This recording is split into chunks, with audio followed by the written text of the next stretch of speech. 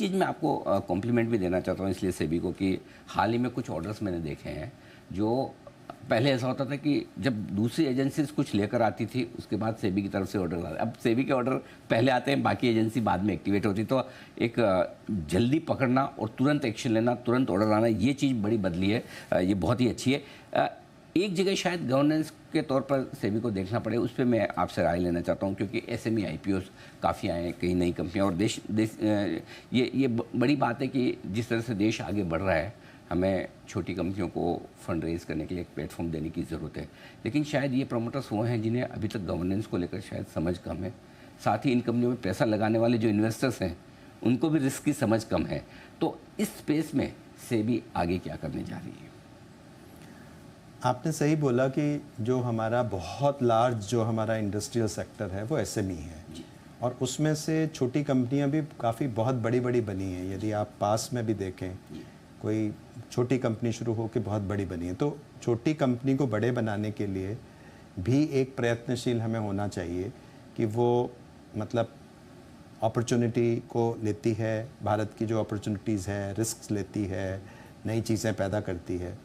तो capital market में access उनका होना ज़रूरी है। खाली वो डेट मार्केट में बैंकों के ज़रिए ही नहीं रह सकते, इक्विटी की भी ज़रूरत होती है। तो हमको वही बैलेंस्ड अप्रोच लेना है कि यदि हमने एक्सेस इम्प्रूव किया है तो उस एक्सेस इम्प्रूव करने में यदि मान लो कुछ हमें चिंता के आसार दिखे, यानी चिंता के कारण दिखे, तो उस हिसाब से हमने उसमें रेगुलेशंस में बदलाव भी लाए। लेकिन आशा तो यही है कि यदि मान लो कोई मतलब यदि एक्सेसिव हम उनको रेगुलेट करना शुरू करेंगे, पेपर वर्क करवाएंगे, उतनी कॉस्ट उनकी बढ़ जाएगी। अभी भी आपने देखा होगा कि यदि एसएमई आईपीओज हैं, उनका एक बहुत बड़ा चंक जो है कॉस्ट उनका बहुत बढ़ जाता है, और उसमें भी आई थिंक एक जिम्मेवारी हमारे मर्चेंट बैंकर्स की भी बनती है, क्योंकि जब वो बिज़नेस करते हैं तो उनको बिज़नेस के साथ साथ एक डेवलपमेंटल एटीट्यूड भी करना है कि यदि वो उसको प्योर बिजनेस के हिसाब से बहुत उनसे ही अधिक चार्ज करेंगे या उनको प्रॉपरली एडवाइस नहीं करेंगे, तो भी ये है कि मतलब वो सक्सेसफुल नहीं होगा यदि उनको मार्केट डेवलप करनी है।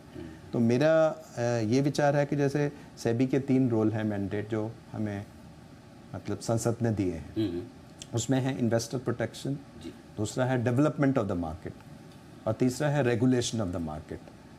तीनों ये इंटरलिंक्ड भी हैं, बट एक अलग अलग स्तंभ भी हैं। इसमें जो डेवलपमेंट ऑफ द मार्केट की बात है कि कैपिटल मार्केट को डेवलप हम करेंगे तो जो भारत की जो अभूतपूर्व संभावनाएं इस समय मौजूद हैं, उनको हम आगे लेके जा पाएंगे।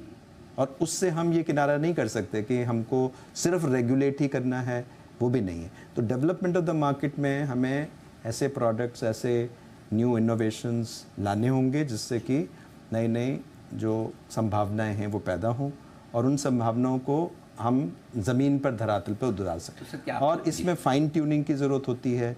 इसमें यह भी होती है कि यदि उसका मिसयूज़ हो रहा है, उसको मिसयूज़ को हम कम करें।